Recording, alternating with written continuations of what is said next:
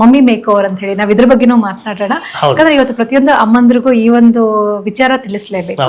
So ಈಗ ನಾವು liposuction ಶಸ್ತ್ರಚಿಕಿತ್ಸೆಯನ್ನ ಮಾಡಿದಾಗ ಸೊ ಸೈಡ್ ಎಫೆಕ್ಟ್ಸ್ ಅಂತ ಏನಾದ್ರೂ ಆಗುತ್ತಾ?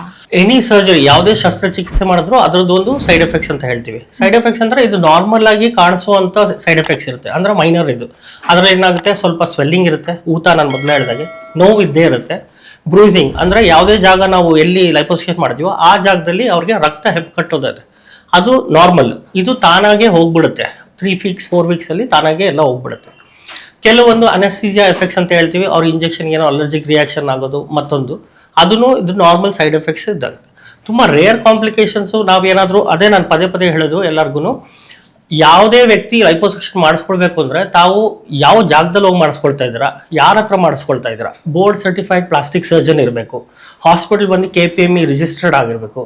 ಇಂಥ ಜಾಗದಲ್ಲಿ ಏನಾಗುತ್ತೆ, ಅವರು ಸ್ಟ್ಯಾಂಡರ್ಡ್ಸ್ ಮೇಂಟೈನ್ ಮಾಡ್ತಾರೆ, ಈ ಥರ ಮಾಡಬೇಕು ಈ ಥರ ಮಾಡಬಾರ್ದು ಅಂತ ಹಲವಾರು ವರ್ಷದಿಂದ ಮಾಡಿ ಅಭ್ಯಾಸ ಇರೋದ್ರಿಂದ ಅಂಥ ಜಾಗದಲ್ಲಿ ಹೋದಾಗ ಸೇಫ್ಟಿ ಇದು ಕನ್ಸರ್ನ್ಸ್ ಚೆನ್ನಾಗಿರುತ್ತೆ, ಕಾಂಪ್ಲಿಕೇಶನ್ಸ್ ಇರೋದಿಲ್ಲ.